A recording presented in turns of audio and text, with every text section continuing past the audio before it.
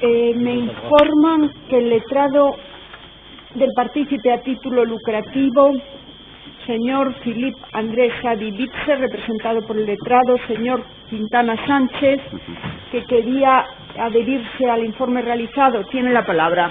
Sí, señoría, con la venida de la sala, muy brevemente, para en primer lugar, y como has comentado, adherirnos al informe de la defensa del señor Sánchez, en particular referente a la participación o el conocimiento que tuvieron el señor Sánchez y el señor Bitze, que ha dado de forma muy extensa y precisa razón del objeto de la transferencia efectuada, de su devolución y del por qué existe un remanente entre lo transferido por el señor Sánchez y lo devuelto por el señor Bitze.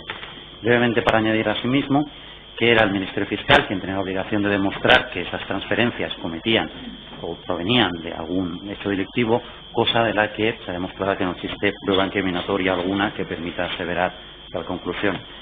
Y finalmente, señoría, para ya acabar, esta defensa es manifestar que, como sea que la actuación de mi representado solo se debe circunscribir a la acusación formulada en tanto que participe de título lucrativo, hemos de recalcar que de lo actuado y de las pruebas celebradas no existe ninguna prueba que permita inferir un beneficio económico por parte de mi representado, debiendo recalcar que, como tiene declarada la jurisprudencia, el ingreso en las cuentas per se y la devolución de ese dinero obviamente no permite inferir un aprovechamiento alguno ni generar responsabilidad por el simple depósito. Es por ello, señoría, que agradeciendo a la sala su paciencia y a mis compañeros que gentilmente me han cedido el turno, solicitamos dicte una sentencia absolutoria para mi representado en los términos interesados en nuestro escrito de conclusiones definitivas. Bien, muchas gracias. A continuación tiene la palabra en defensa del acusado Jean Gastón Bernard Renard el letrado señor Aparicio Carol. Muchas gracias, señora presidenta. Con la venida a la sala, elevadas a definitivas las conclusiones de la defensa de Jean Gastón Bernard Renard, interesamos con carácter previo se dicte una sentencia en que se absuelva a nuestro representado, el señor Renard, por el delito de blanqueo de capitales del artículo 301 del Código Penal, por el que viene siendo acusado en el presente juicio. A fin de centrar el debate de la acusación y defensa de este plenario, el escrito de acusación del Ministerio Fiscal parte de una supuesta actividad delictiva que genera unos fondos de ilícita procedencia que los dirigentes de Fórum deciden ocultar y que el señor Renard participó en esa labor de ocultamiento, y este es el motivo por el que la acusación le considera autor de un delito de blanqueo de capitales. Aunque la constitución de las compañías en las que ha intervenido el señor Renard son todas de nacionalidad extranjera, para la acusación constituyen un delito de blanqueo cuya ejecución comienza en España y la participación que se le atribuye al señor Renard es la necesaria cooperación en el delito, creando sociedades extranjeras, directamente o bien a través del acusado, señor Salorén, con la única finalidad de abrir cuentas bancarias para la ocultación de dichos fondos. He querido resumir de alguna forma el escrito de acusación del Ministerio Fiscal. El fundamento esencial de esta defensa durante el plenario se sustenta esencialmente en la falta de los elementos objetivo y subjetivo del tipo, fundamentalmente en el subjetivo, ya que el señor Renard desconocía absolutamente la actividad ilícita que desarrollaba Fórum Filatélico y que en ningún momento pudo saber, ni siquiera sospechar, ni siquiera intuir que las cantidades transferidas a las sociedades creadas con su colaboración tenían por finalidad ocultar el beneficio generado por esta actividad supuestamente defraudatoria que el Ministerio Fiscal le atribuye a Fórum. Y entiende esta defensa que la narración de hechos efectuada por el Ministerio Fiscal, tanto en el escrito de acusación como en su informe final, en forma alguna ha quedado acreditado en el plenario este conocimiento subjetivo por parte del señor Renard de esta supuesta actividad ilícita en la que, insistimos, se fundamenta esta defensa y que posteriormente desarrollaremos. Y por ello, y con carácter propio, entendemos que queda incólume la presunción de inocencia del señor Renard. Es obligatorio reconocer el ingente trabajo desplegado por el Ministerio Fiscal durante la instrucción y durante este pleno. Y además, no del duelo en prendas a este letrado en felicitarle por ello. Este sumario, como nos dijo el señor fiscal, no es un transatlántico. A mí me gustaría calificarlo como un monstruo de 1000 cabezas, que por su complejidad y por su desproporción produce absolutamente indefensión. El otro día el señor fiscal nos hablaba, creo recordar, de 116 comisiones rogatorias. A esta defensa realmente le ha sido imposible acceder a toda la documentación extensa obrante en esas comisiones rogatorias. Pero en cualquier caso, existe en el procedimiento unas evidentes dilaciones indebidas, de carácter objetivo, que probablemente no sean achacables al Ministerio Fiscal, pero que la defensa, tanto cito al señor Merino, de la defensa del señor Merino o del señor López Girarte y otras defensas que han manifestado sus informes, existe evidentemente esta dilación indebida. A fin de evitar inútiles repeticiones, nos adherimos y hacemos nuestras estas alegaciones en nuestra fundamentación jurídica. Igualmente es de justicia reconocer al Ministerio Fiscal el profundo conocimiento de la documentación obrante en este sumario, así como del notable esfuerzo discursivo efectuado en su informe final de la semana pasada. Notable el esfuerzo, pero en opinión de esta parte absolutamente estéril. Y estéril porque en la relación de hechos que se imputan al señor Renart se encuentra huérfano de cualquier prueba o indicio probatorio, y todo el hilo conductor de dicho discurso y de relación de hechos probados se fundamenta simplemente en hipótesis, en sospechas, en suposiciones carentes de cualquier medio probatorio o indicio racional de criminalidad. Por ello, reiteramos, la acusación en forma alguna ha quebrado durante la celebración del juicio la presunción de inocencia del señor Renart. Además, el Ministerio Fiscal, y esto sí es motivo de reproche, a fin de dar cierta coherencia a su discurso, efectúa una incorrecta interpretación y distorsiona ciertos hechos, fechas, traduce incorrectamente documentos y todo ello de forma interesada, como analizaremos a continuación. Frente a estas sospechas e hipótesis, se alza una prueba acreditada durante la celebración del plenario que demuestra la inocencia del señor Renart. Y todo ello de acuerdo con los siguientes hechos acreditados y valoración de la prueba que hacemos a continuación. En primer lugar, resultará imprescindible hablar de INSAC. Es un hecho acreditado que el señor Renart no interviene en estos hechos a título personal, sino como administrador de una compañía mercantil denominada INSAC Gener Sociedad Anónima. Así consta en el informe de los peritos judiciales, página 281, tomo 2. INSAC Gener es una sociedad constituida en el año 2000, con domicilio en Ginebra y debidamente inscrita en el registro mercantil de Ginebra. El objeto social de esta compañía consta en los estatutos de constitución como prestación de servicios fiduciarios y de constitución de compañías mercantiles, siendo su administrador principal el señor Renart. Insistimos, todo esto consta en el informe de los peritos judiciales. Sin embargo, el Ministerio Fiscal utiliza de forma reiterada el término de despacho INSAC. Esto lo hace durante la instrucción y durante su escrito de acusación, pretendiendo dar a entender que se trata de un despacho de abogados, lo cual es rigurosamente incierto. Insistimos, INSAC es una compañía mercantil de forma anónima. El señor Renart, como manifestó en este plenario en su declaración, ni es abogado, ni es licenciado en Derecho, ni tiene conocimientos jurídicos. Será importante también analizar cuál es la actividad que desarrolla INSAC en estos hechos. Hemos dicho que el objeto social de la compañía, y así consta en el informe de los administradores, de los peritos, es prestar un servicio de mandato fiduciario. Y aquí viene la segunda tergiversación que efectúa el Ministerio Fiscal en su informe, cuando indica que en la página web de INSAC se indica que los servicios que presta, utilizo el concepto específico que usó el Ministerio Fiscal, garantizada. Insistió el Ministerio Fiscal de forma interesada en el vocablo opacidad, cuando la traducción efectiva de esa página web debería ser discreción garantizada. Y todo ello porque las compañías fiduciarias en Suiza, y basta una breve análisis de la legislación de las compañías fiduciarias en Suiza, están obligadas a llevar secreto profesional. Es decir, que se trata, digamos, que el mismo secreto profesional que tiene un abogado.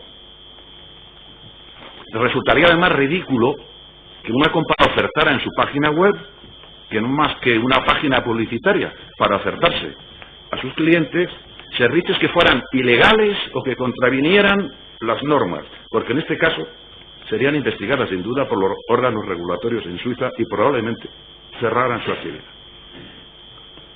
Durante las sesiones de juicio hemos tenido oportunidad de analizar en qué consisten los servicios fiduciarios, lo que se denomina en el derecho anglosajón el trust.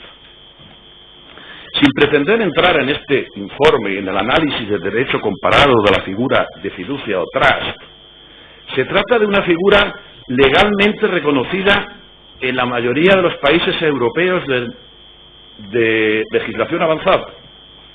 Se trata, señorías, de una institución milenaria, que posiblemente en España tenga mala prensa y que en términos coloquiales se le asocie a figuras peyorativas como testaferros, hombres de paja, o como nos indica ahora el Ministerio Fiscal, servicios de opacidad.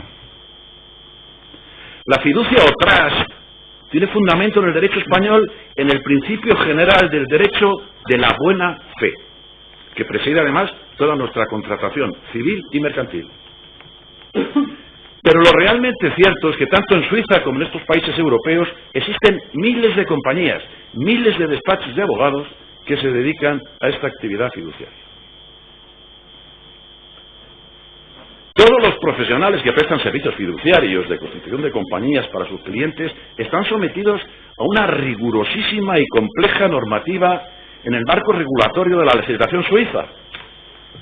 Pero no solamente en materia de compañías fiduciarias, sino en materia de prevención de blanqueo de capitales, que en Suiza, siguiendo las instrucciones del GAFI, Grupo de Acción Financiera Internacional, es especialmente estricta y rigurosa, y en particular mucho más compleja que la normativa existente en España de prevención de blanqueo de capitales.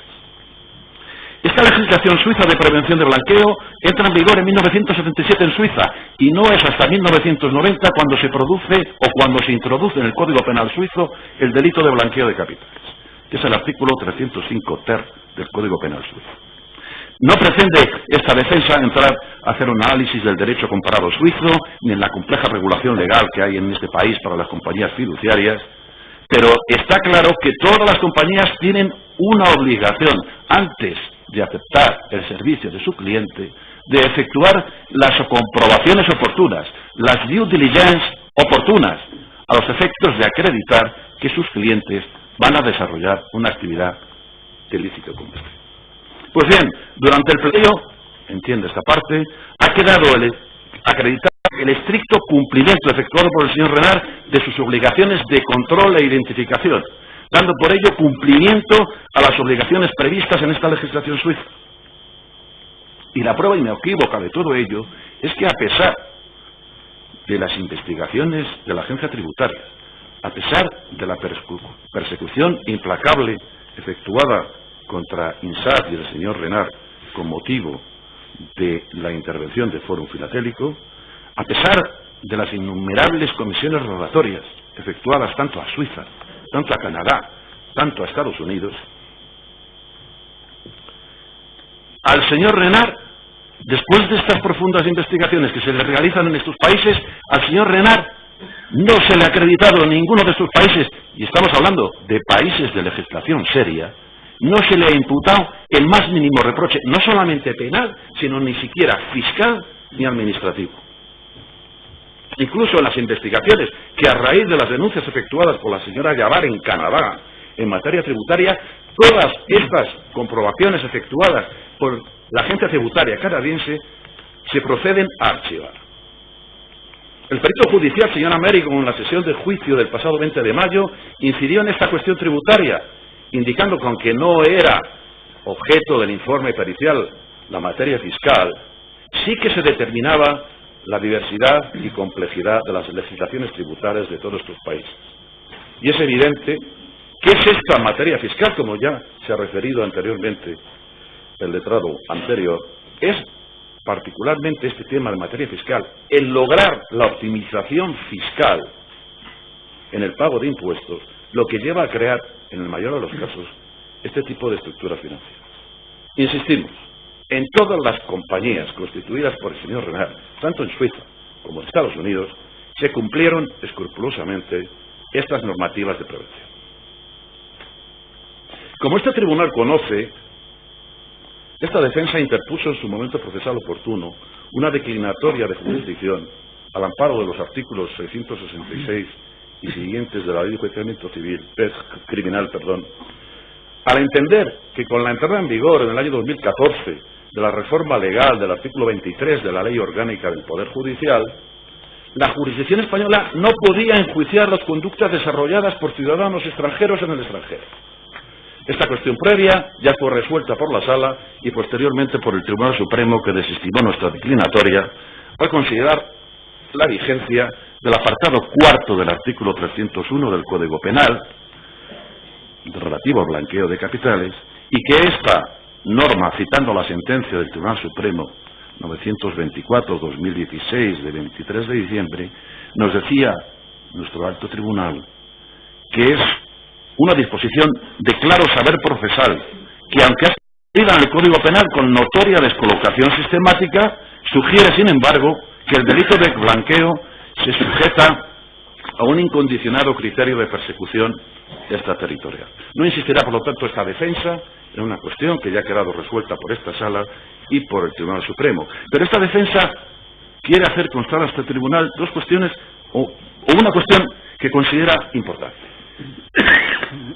La extensión de jurisdicción prevista en el artículo 301.4 del Código Penal es una extensión de la jurisdicción universal, por la que este tribunal está juzgando a un ciudadano extranjero, el señor Renard, sometido a una legislación extranjera, como es el Código Penal suizo, y no al español, que absolutamente ignora cómo un ciudadano suizo va a conocer el Código Penal español, cuando además toda su actividad ha sido acreditada, que ha sido desarrollada en el extranjero.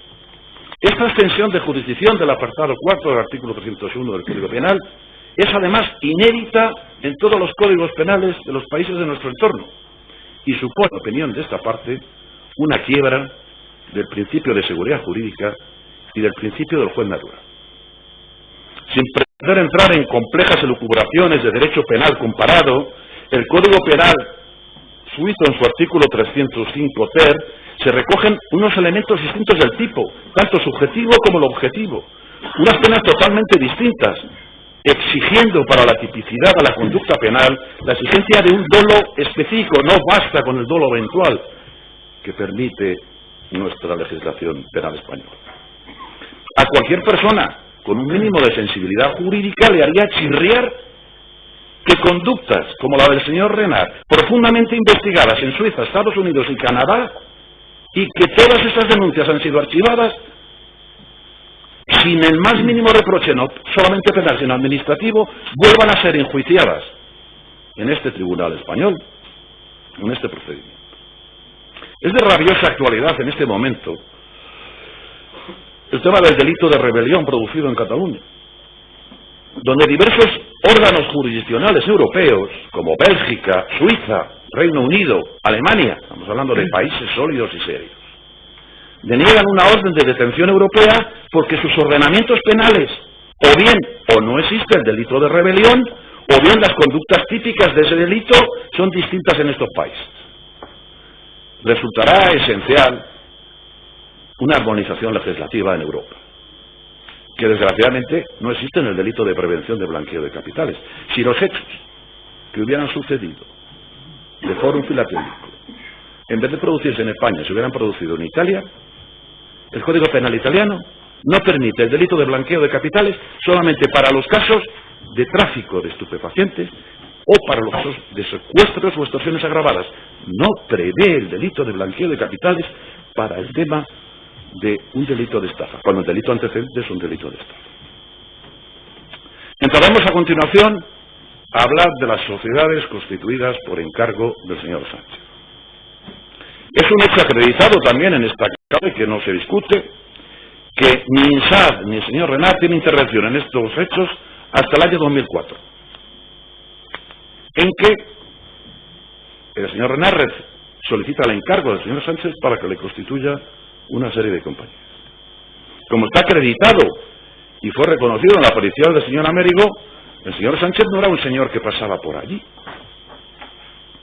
El señor Sánchez, y se comprobó en las due diligence que efectuó INSAD antes de contratar los servicios, se comprobó que el señor Sánchez era un reconocido profesional del negocio de la numismática, de la filatelia y de los objetos de colección.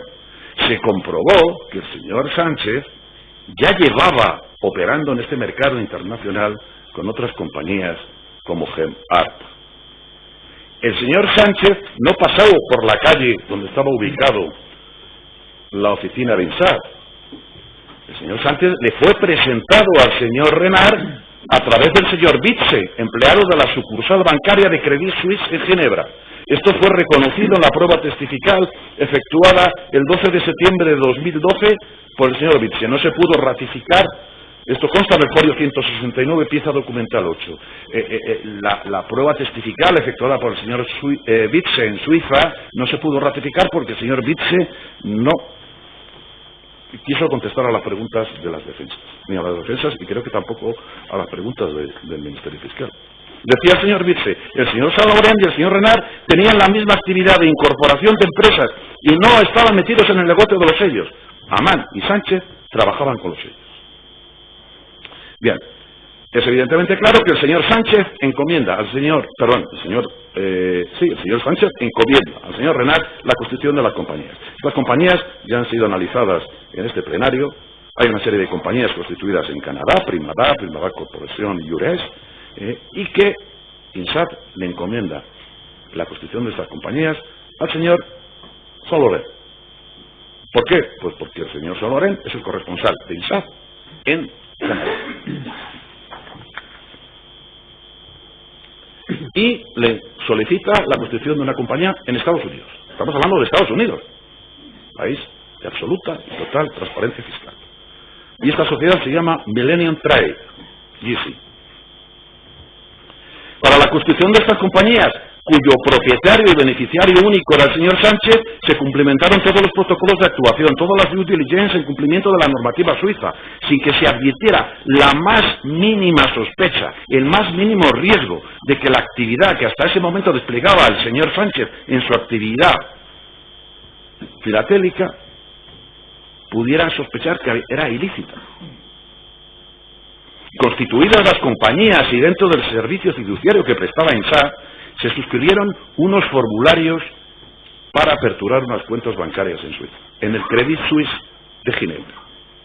Los documentos de apertura que fueron aportados por el Ministerio Fiscal en la declaración del señor Renart son unos documentos que simplemente son formularios de apertura. Como cualquier persona que va a un banco, a España, a abrir una cuenta corriente, le dan un formulario, por cierto, todo lleno de letra pequeña, donde se indica que quiere aperturar una cuenta bancaria. En todas estas cuentas bancarias que nos enseñó el señor fiscal, la única persona autorizada, confirman dichas cuentas, era el señor Sánchez, que figuraba como beneficiario único económico de esas cuentas. Este hecho se encuentra absolutamente indubitado y entiendo que no se discute ni por los informes periciales, ni por la documentación bancaria aportada, ni por la Comisión Rogatoria Suiza, ni siquiera por el Ministerio Fiscal. Este hecho además fue reconocido igualmente por el señor Sánchez, tanto en su declaración en fase de instrucción como en el plenario. Permítanme en la sala que lea unas pequeñas frases que manifestó el señor Sánchez. Que ni el señor Renard ni Insat ostentaban ninguna participación en sus compañías. La única persona que ha actuado con las compañías, digamos técnicamente y económicamente, soy yo. Esas personas constituían la sociedad. Una sociedad tiene administradores, como lógico, y directores para efectos legales. Esas personas han trabajado administrativamente, pero no han tenido ninguna actividad ni responsabilidad de gestión, porque el que controlaba la cuenta soy yo. Seguía diciendo el señor Sánchez. No tenía acceso a las cuentas en absoluto. No conocían a clientes ni a proveedores. Las declaraciones efectuadas por el señor Sánchez en instrucción constan a los folios 64.431 a 64.433 y fueron ratificadas en el plenario. Además, en el mismo sentido se pronunció el señor Bitze en su declaración, insistimos, en fase de instrucción como testigo, el 12 de septiembre de 2002, tomo Suiza, página 169, pieza documental 8. Decía el señor Bitze, las órdenes de operación las daba a la persona o las personas que figuraban en la cuenta con autorización de firma, página 3, pregunta 3, folio 167. El beneficiario económico de la cuenta solo puede dar la orden con su firma. La única persona, insistimos, la única persona que tiene acceso a la cuenta es la persona o personas que tienen autorizada la firma en cuenta. Página 9, folio 173. Por todo, en opinión de esta defensa, queda acreditado de forma indubitada que el señor Renard no tuvo acceso a las cuentas bancarias de la sociedad del señor Sánchez, no tuvo conocimiento de los movimientos bancarios que se produjeron en dichas cuentas, y por ello tampoco de los flujos monetarios que el Ministerio Fiscal se refirió en su informe. En definitiva, el señor Renard se limita a constituir unas compañías, a facilitar unos documentos bancarios, ni participa en los negocios, ni tiene relación con clientes, ni con proveedores de esta compañía. Y además pudo conocer estos flujos. Durante la celebración del plenario, tanto el Ministerio como esta defensa, de forma machacona e insistente y reiterativa, ha ido preguntando tanto a los acusados como a los testigos. Nadie, absolutamente nadie, evidentemente con la excepción del señor Amán y del señor Sánchez, nadie conoce al señor Renard.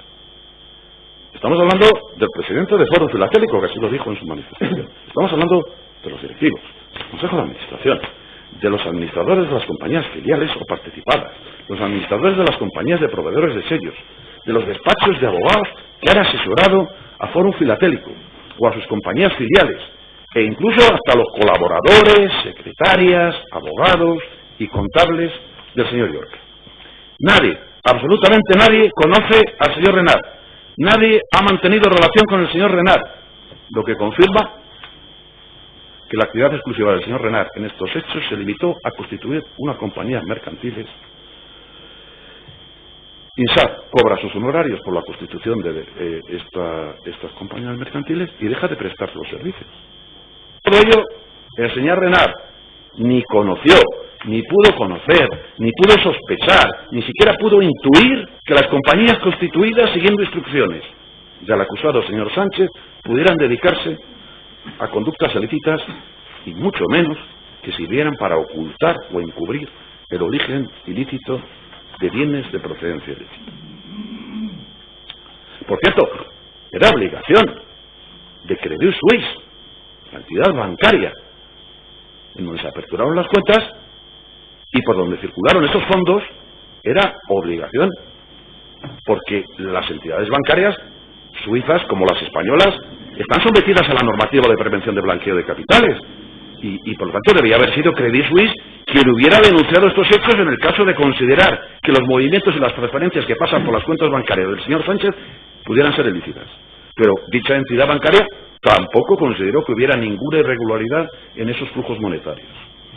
Señorías, constituir compañías mercantiles no puede ser ni una prueba de un delito ni un indicio racional de criminalidad, porque si no, cualquier despacho de abogados que constituyera una compañía mercantil se le podría acusar de blanqueo de capitales por haber utilizado, ayudado o coadyuvado a ese delito si su cliente, luego, una vez constituida la compañía, se dedica a hacer actividades ilícitas.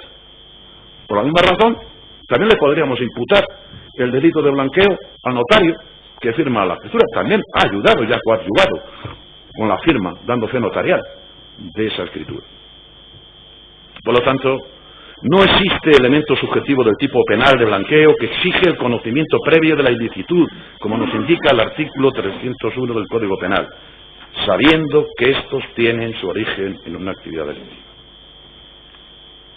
Queremos, sobre este bloque, únicamente añadir una cuestión, que es el agravio comparativo que ha existido con INSAT y con el señor Renat con relación a otras empresas fiduciarias que han intervenido en lo que en el informe pericial, página 230 a 239, tomo 2, apartado octavo, esta parte, se determinan bajo el título de personas y entidades que colaboraron en el establecimiento y gestión del entramado societario.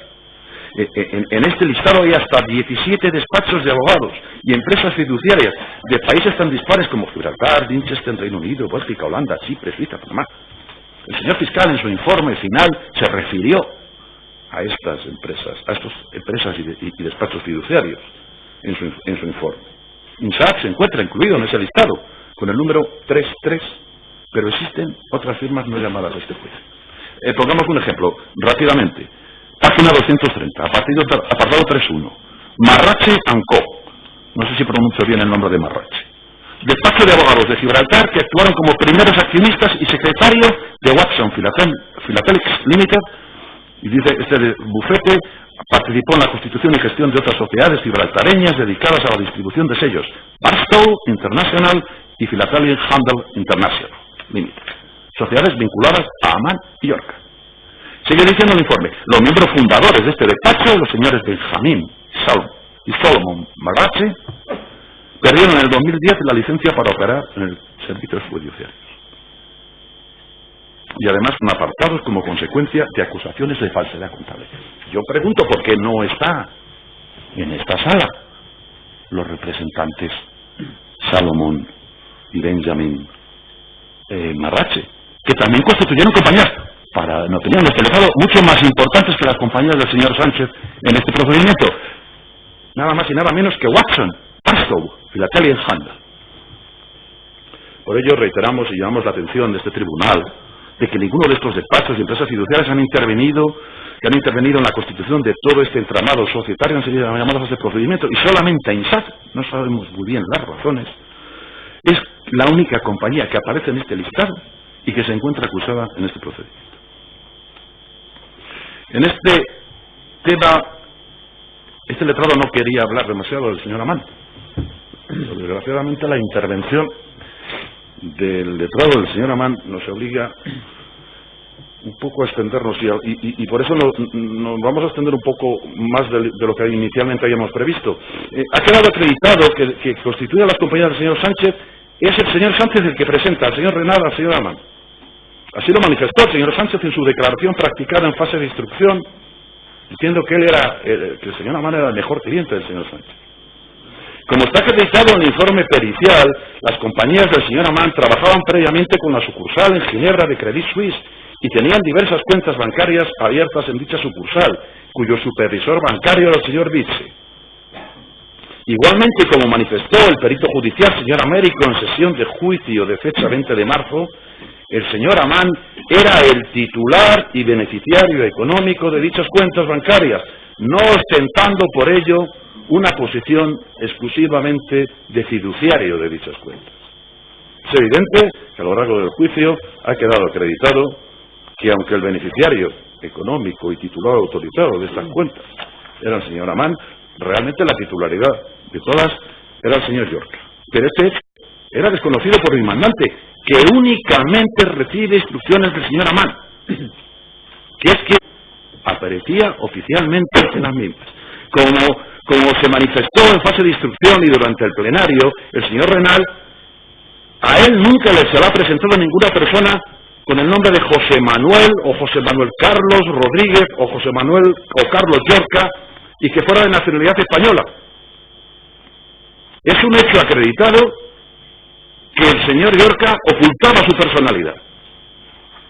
El señor Renard, en su declaración en plenario, reconoció que mantuvo reuniones en Ginebra con el señor Amán y que en alguna de estas reuniones, para tratar sobre los encargos fiduciarios, pudo asistir el señor García Gómez, que le declaró en el mismo sentido, y algún abogado británico que cree recordar que se presentó bajo el nombre de Charles York.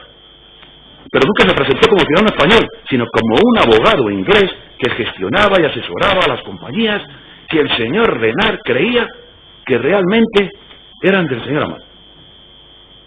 Es evidente y ha quedado acreditado durante el plenario que el señor Yorca era un maestro del disfraz y del ocultamiento de su personalidad. Uno lo conocían como José Manuel Rodríguez, otro como Carlos Yorca, en fin, los nombres han sido variados. Otros lo conocían como Joseph. Es un hecho evidente que representaba a un despacho de abogados en Londres y utilizaba diversos nombres.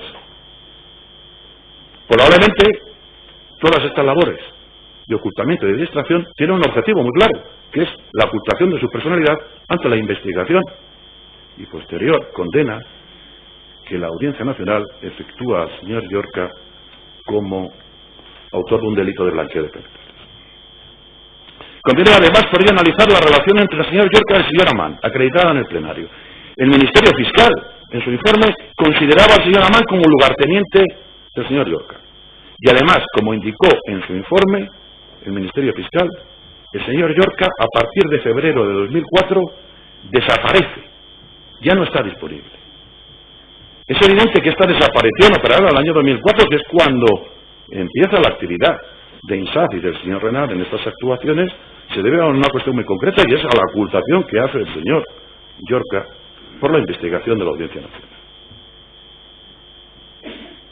Es evidente que después de la celebración de este juicio, yo creo que todos tenemos el absoluto convencimiento que el señor Amán realmente no es fiduciario del señor Yorca. Pero en el año 2004, cuando el señor Renard conoce al señor Amán, este se presenta como fiduciario de Yorca, sino como único titular y beneficiario económico de las empresas inglesas.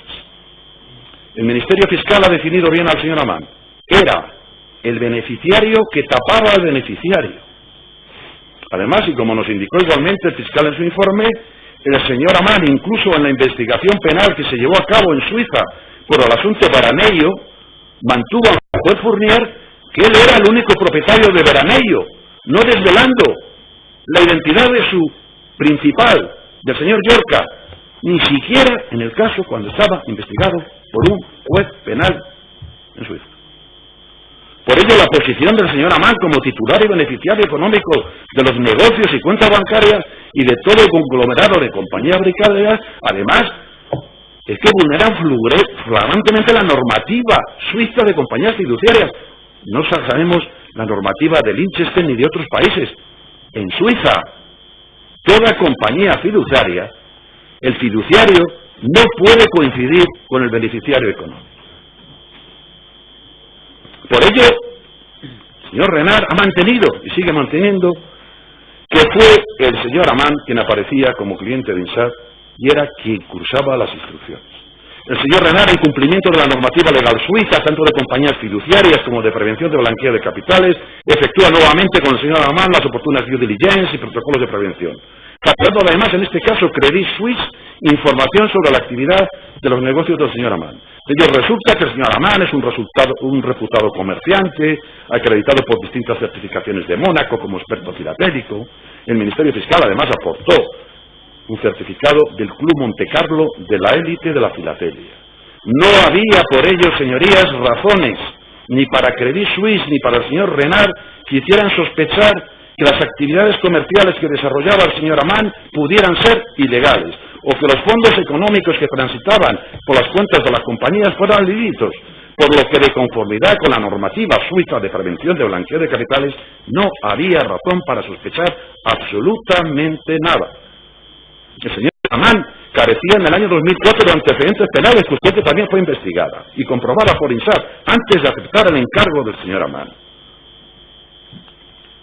Y nuevamente el fiscal hace una nueva, discúlpeme la expresión, señor fiscal, una nueva tergiversación, en este caso de fichas, indicando que el señor INSAF ya conocía que el señor Amann estaba siendo investigado en Suiza por un blanqueo de capitales, de lo que hemos hablado antes.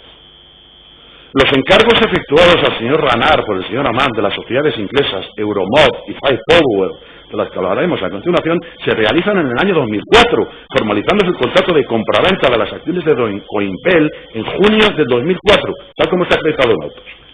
Y es en mayo de 2005, es decir, un año después, tal como consta igualmente en autos, cuando el señor Renard toma conocimiento de la investigación penal que se le está efectuando al señor Amann en Suiza por el juez Fournier, asunto Veraneo Trading. Es en mayo de 2005, casi un año después de la venta de Parque Marítimo Anago, cuando el señor Amann le solicita al señor Renard un abogado que el abogado de INSAT, el señor Ullmann, sea a cargo de su defensa en el proceso que se estaba llevando en Suiza y que dirigía el juez Fournier. La defensa del señor Amann, tal como consta en autos, la ejercía anteriormente otro despacho de abogados suizos llamado Canónica y Asociados.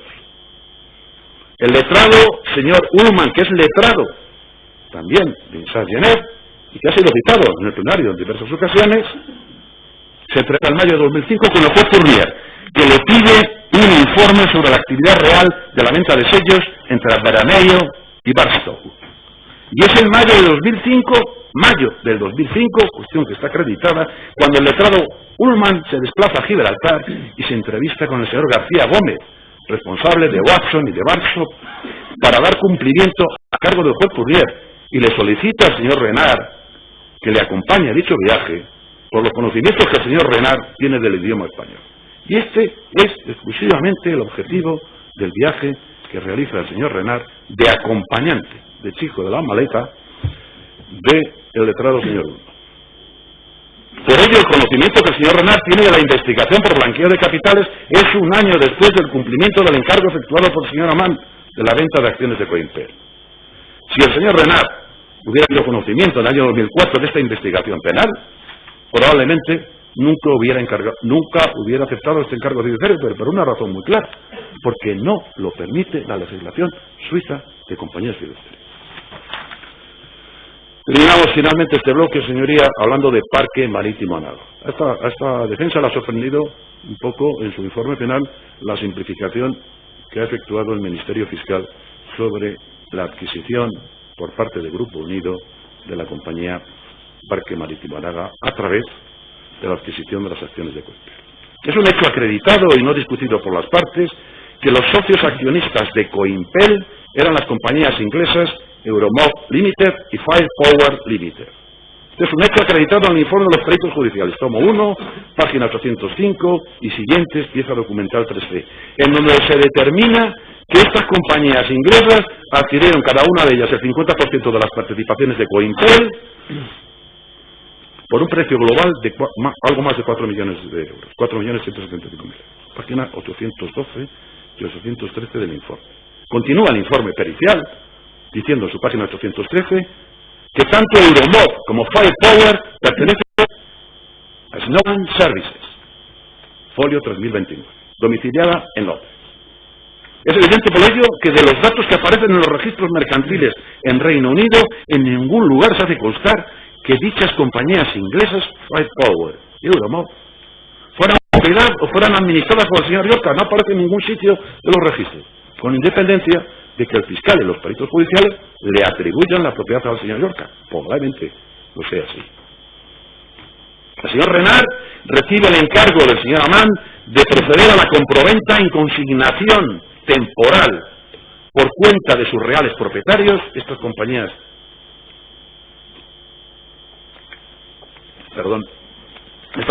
inglesas,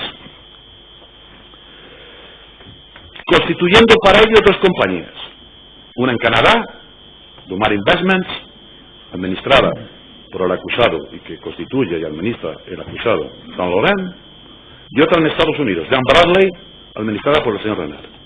Estas compañías adquieren en consignación temporal fiduciaria las participaciones de Coimpel para su posterior transmisión a Grupo Unido, que adquiere dichas participaciones pagando a cada uno de los vendedores la cantidad de 6.773.000, página 790 del tomo 1 de la pieza documental.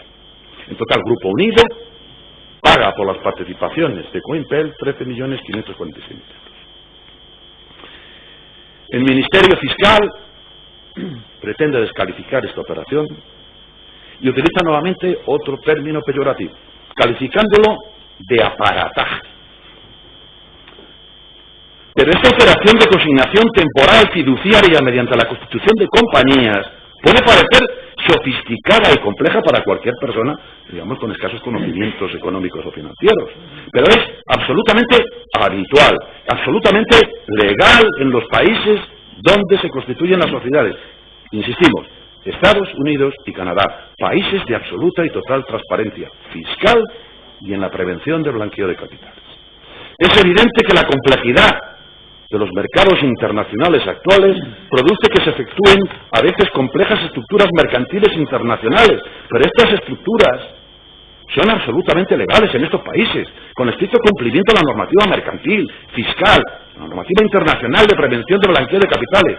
Al fiscal puede aparecer aparataje, pero es absolutamente legal.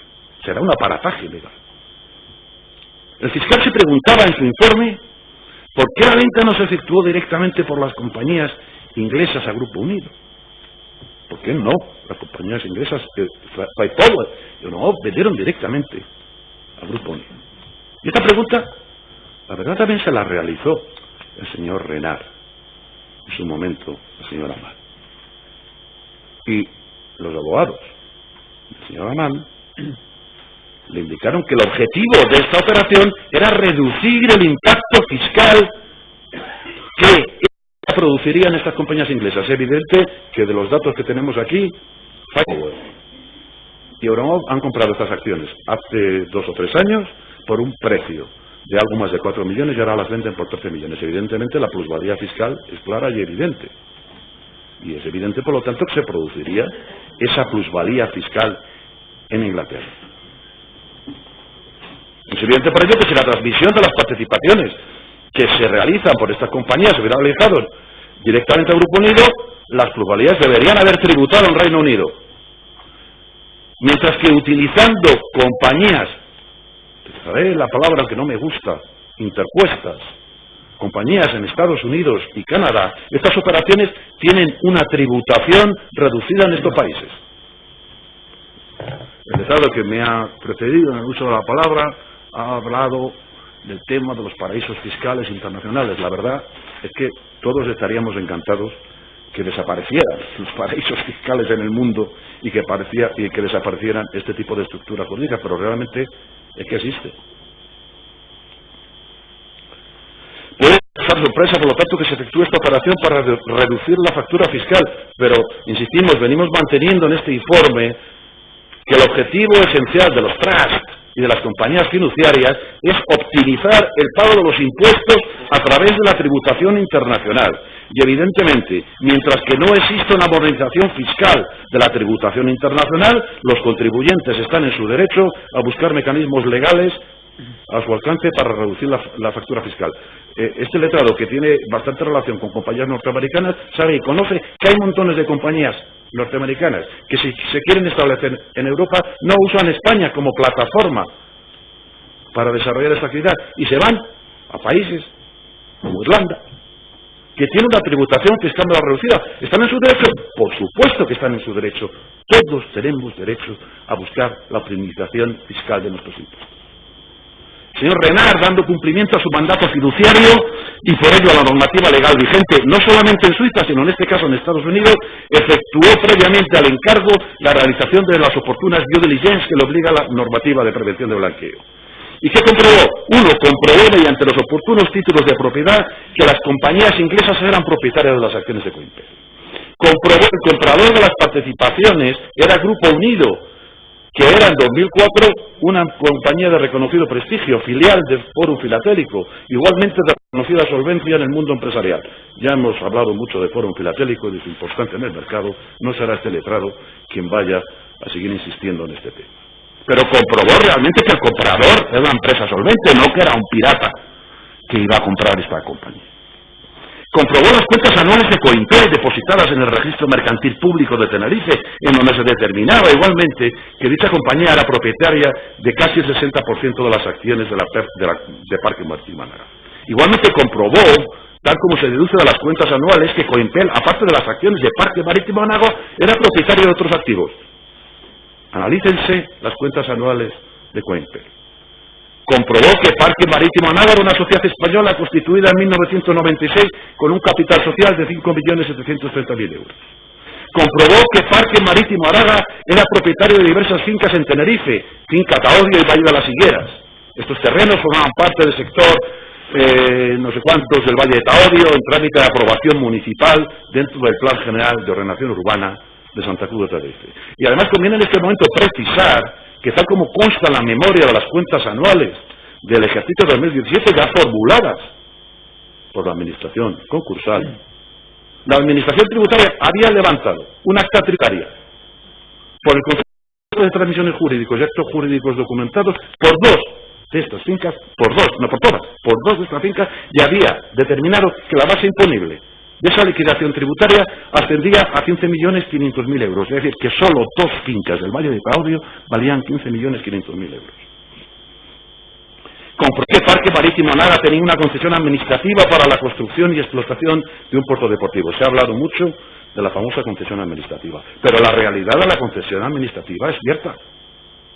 Y está ratificada en el plenario en sesión del día 20 por el testigo don Julio Aumente, que fue administrador del Parque Marítimo Anaga, pero sobre todo que fue el arquitecto que desarrolló el proyecto urbanístico de dicho puerto y que fue el que gestionó ante las autoridades del puerto la concesión administrativa, el volumen de edificabilidad, así como el desarrollo del puerto, y que manifestó en el plenario a preguntas de esta defensa que estaba prevista la construcción de este puerto deportivo, que esto no era un bluff,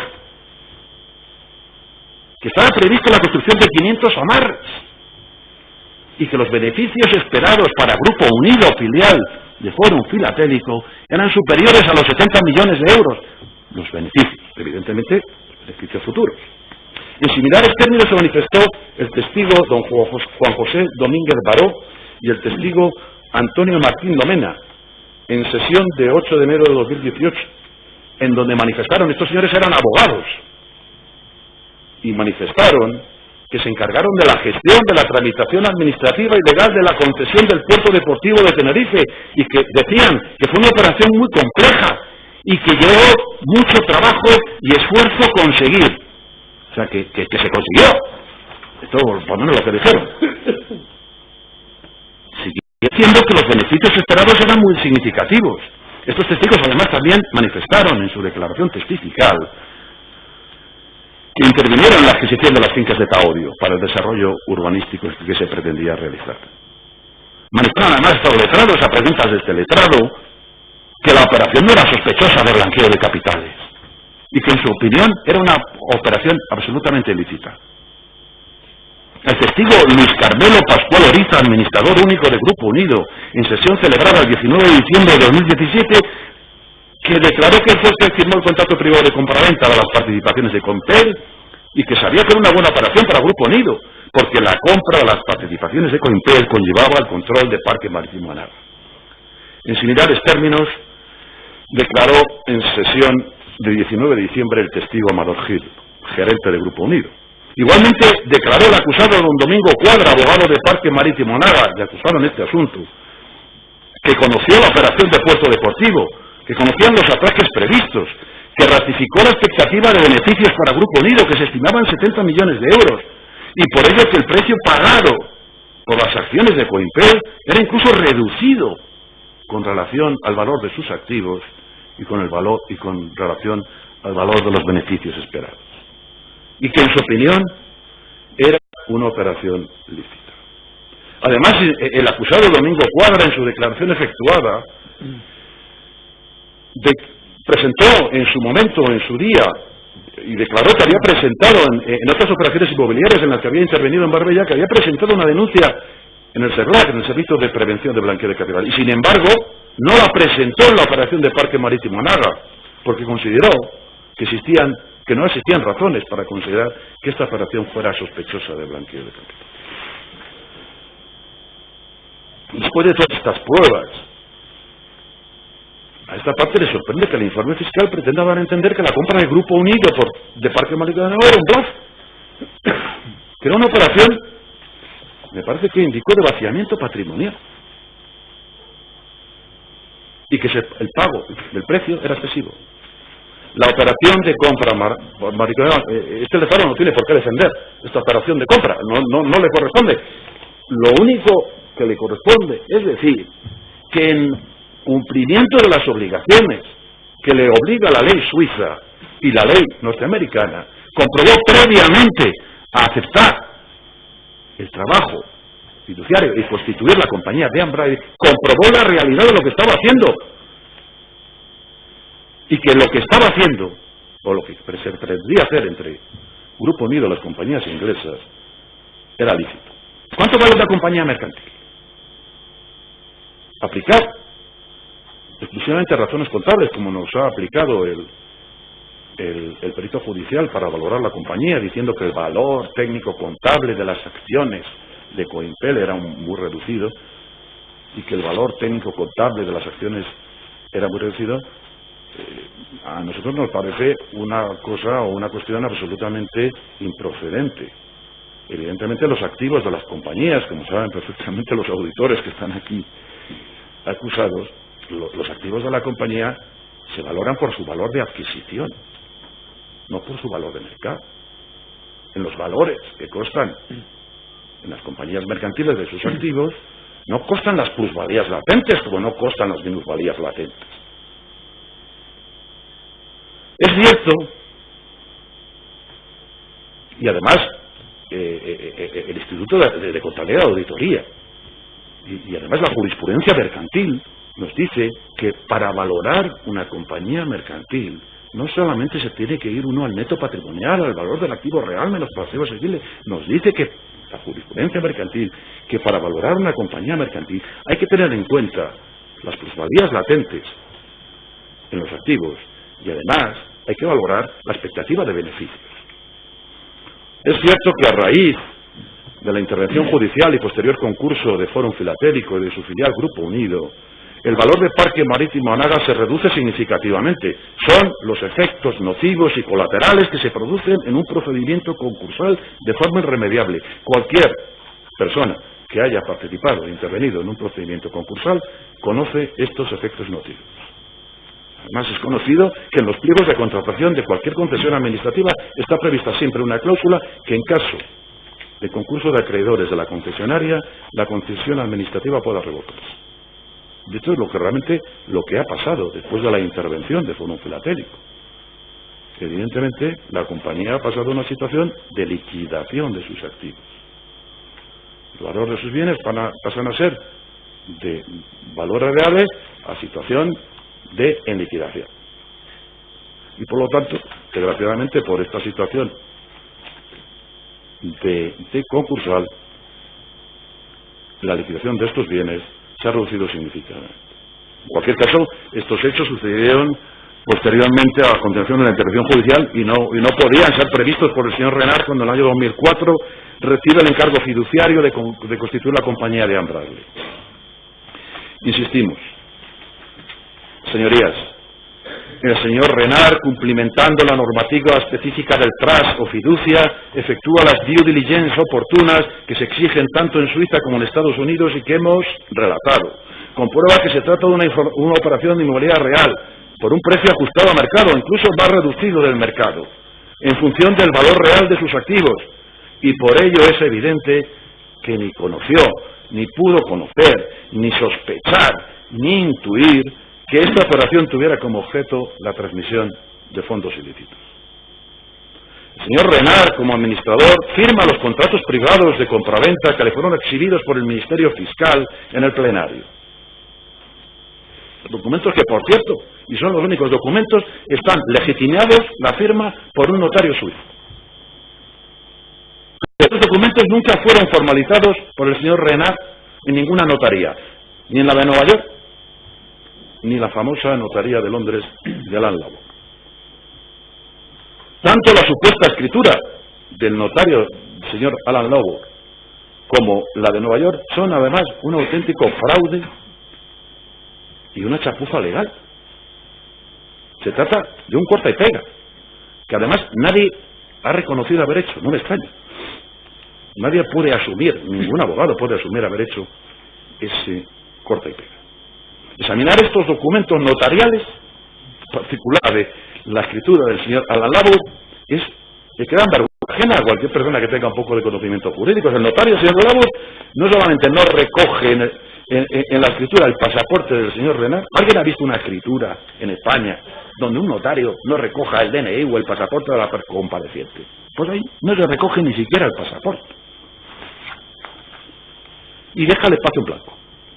Pero además es que el notario, si uno lee el documento, el notario es que habla de artículos del Código Civil Español.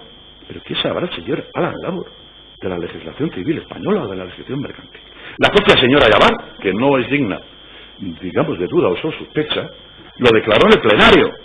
No da ningún valor a estos escritos notariales, a estas escrituras notariales, sino que además que intentó contactar personalmente con este notario, señor Lawor, y resulta que el protocolo de esta escritura, o que esta escritura en el protocolo del notario no aparece.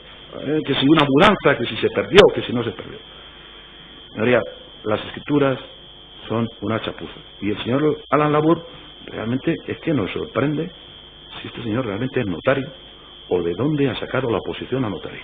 Aunque también es cierto que, como la sala conoce, la función del notario en la jurisdicción anglosajona no tiene nada que ver con la función notarial en España. Si, como la acusación mantiene, el precio de compra fue artificialmente incrementado de forma lícita, tampoco se comprende por qué no se encuentra acusado en esta causa el administrador único del Grupo Unido, el señor Pascual Urizar. Esta defensa no tiene nada contra el señor Pascual, no conoce, que fue imputado inicialmente y que declaró como testigo, limitándose a indicar que aunque firmó el contrato de compra de las participaciones de Cointel, que manifestó que no conoció al señor Renard, aunque firmó el contrato, lo hizo siguiendo instrucciones. Lo siento, señor Briones, de usted. Entendemos que al menos existirá una culpa en vigilando. Si en esta causa se ha pretendido imputar a todos los miembros del Consejo de Administración por la simple responsabilidad objetiva de pertenecer al órgano de administración, yo, la pregunta que me hago, y es una pregunta bastante sencilla, ¿por qué no se le ha imputado, al menos por culpa en vigilando, al señor Pascual Urizar, que insisto, nada tengo contra él, que era el administrador único de la compañía? Seguiría las instrucciones de quien las siguiera, pero, insistimos, culpa en vigilando. Reiteramos y queremos terminar, señorías. El señor Renard ni conoció ni pudo conocer la ilicitud de esta operación. No existía la más mínima sospecha de la ilicitud de la misma. Y además entiende que de las pruebas practicadas en este plenario no existe razón para considerar que esta operación fuera ilícita. Más bien todo lo contrario, la expectativa de beneficio era real. Otra cosa es que después del concurso haya resultado fallida. Llamamos, por lo tanto, la atención del tribunal para que no valore esta operación con criterios del 2018, después de toda la instrucción, de todos los informes periciales, sino que intenten efectuar un viaje al pasado. Que nos pongamos todos en el año 2004, en pleno inmobiliario en España, donde las viviendas se adquirían y se transmitían al día siguiente y se pagaba el doble del precio, donde se vendían viviendas sobre el plano, a veces sin que el vendedor hubiera adquirido el inmueble. Por supuesto, sin haber hecho las obras. Y encima había cola para comprar, en donde había fincas rústicas que se adquirían por 10 veces más el valor porque estaba prevista una recalificación urbanística. Esto era España en el 2004, cuando se produce la operación. Luego, evidentemente, después del pinchazo de la burbuja, evidentemente todos los valores se han ido al traste, pero esto ha sucedido después. No, en el 2004, cuando debe valorarse específicamente esta operación. El señor Renard no pretendió ocultar nada. La compañía Penn Bradley se constituyó en Estados Unidos, en un país de rigurosa transparencia fiscal. No, si el señor Renard hubiera querido ocultar esta operación, ¿por qué no la ha constituido en las Islas Vírgenes o en la isla de Man? El señor Renard conoce perfectamente las operaciones offshore. pero no se hizo en el ánimo de ocultar. Se constituyó en una compañía de rigurosa transparencia fiscal y además con una rigurosísima normativa en Estados Unidos de prevención de blanqueo de capitales. Estados Unidos también es miembro del GAFI. La cuenta bancaria donde se transfirieron los pagos del Grupo Unido a Dean Bradley se realizó en un banco de reconocida solvencia, el JP Morgan de Nueva York, nada más y nada menos que la primera entidad mundial bancaria. Las entidades bancarias, señorías, también están obligadas, como las españolas, al estricto cumplimiento de la normativa de prevención de blanqueo de capitales, por lo que JP Morgan, antes de aprobar y aceptar esta operación, realizó las oportunas due diligence a fin de comprobar la licitud de la operación. Tanto el Departamento del Tesoro como las autoridades fiscales norteamericanas investigaron en profundidad la operación sin determinar el menor reproche ni penal, ni fiscal, ni administrativo, tal como consta la Comisión Rogatoria de Estados Unidos, Comisión Rogatoria 7 y 8/2009, se comprobaron todos los ingresos como los pagos realizados en esta cuenta bancaria por el señor Renard, se facilitaron los contratos fiduciarios y detrás, que igualmente constan en la Comisión Rogatoria, así como el pago de los impuestos que Dean Bradley efectuó en Estados Unidos. Tal como se acredita en esa comisión rogatoria, el señor Renard se limitó a cobrar unos honorarios de 20.000 euros. Y ahora le quieren imputar una multa de 150 millones de euros. Por cobrar unos honorarios de 20.000 euros, 150 millones de euros. En el informe firmado por la señora Yavar de julio de 2004, unos meses antes del cierre de la instrucción, bueno, quisiéramos hablar, si me permite el tribunal, del informe, de este informe. Este informe es un informe de 9 de julio de 2014.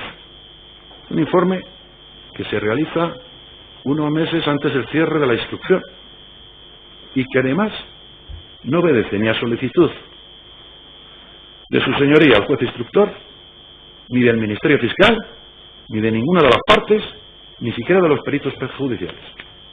Parece ser que en la agencia tributaria grandes contribuyentes no tienen otra cosa más importante que hacer informes, que nadie le pide. La propia señora Yavar lo recoge en la última página de su informe, página 36, que dice que este informe de hecho relevante se comunica a la Juzgado Central de Instrucción número 5 de la Audiencia Nacional para que se incorpore si se estimara conveniente en el sumario de 2003. Ahí va eso. Resulta al menos sorprendente, por no decir sospechoso, que la señora Yavar, que había efectuado la inspección de Fórum Filatélico y cuyos informes previos de 2004 de 2006, fueron incorporados a la querella que interpuso la Fiscalía 8 años después, 8 años después de estos informes que se realizaron en el 2006, 8 años después, en el 2014, o ha tardado mucho tiempo la señora Yavar para hacer este informe, 8 años, o obedece a extraños objetivos. Además, la señora Yavar se le había ordenado la suspensión de las investigaciones, de los expedientes tributarios, auto de 7 de junio de 2006 del juez instructor, completado por otro de 9 de junio de 2016, que le dice a la agencia tributaria, deje usted ya de investigar, esto ha pasado a la jurisdicción de la Audiencia Nacional, son los peritos judiciales los que deben realizar a partir de ahora la investigación y por lo tanto absténgase usted de seguir investigando. Resulta por ello sorprendente, por no decir sospechoso, que la señora Yavar, desobedeciendo los autos del juez instructor, continuara efectuando investigaciones y denuncias ante las agencias tributarias de Canadá, Suiza y Estados Unidos, cuando eran los peritos judiciales, designados por el instructor, el señor Américo y otros, los que tenían que investigar y solicitar las oportunas comisiones rogatorias. Aunque este tribunal lo ha considerado en todo momento improcedente, permítanos el tribunal indicar, en ejercicio del sagrado deber de defensa que ha jurado este letrado, ejercer, indicar que la señora Yavar fue denunciada en los tribunales de Canadá por mi defendido, el señor Renard y otros el señor Laurent, por difamación, reclamándole una indemnización de 4.860.000 euros canadienses. Bien, señor letrado, ya lo ha dicho, pero ese punto le ruego que no siga insistiendo en él porque no es objeto de este juicio. Entonces vamos a prescindir de ese punto. No es la señora Yabar en este procedimiento acusada. Así que, por favor, continúe en otro aspecto su informe. No puedo hablar de la... ¿Bien?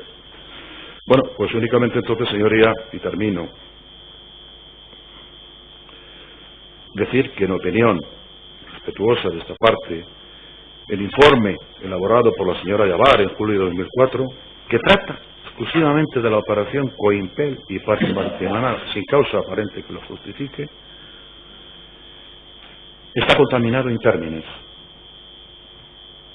Carece de cualquier objetividad, al existir una evidente animosidad contra mi representado y contra el señor Salvador.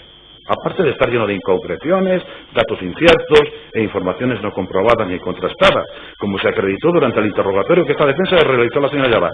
Señora Yabar, inspectora de la agencia tributaria, no conocía que la propia agencia tributaria de Tenerife había levantado un acta en Tenerife por el IVA, por el impuesto de transmisiones patrimoniales de las fincas, y que había valorado esas fincas en 15,5 millones. Señora Yabar conoce, por lo tanto, señoría, entendemos que ese informe está profundamente contaminado y debe ser expulsado del sumario por todas las razones anteriormente apuntadas. Y por lo tanto se solicita al tribunal que no se efectúe valoración alguna del mismo.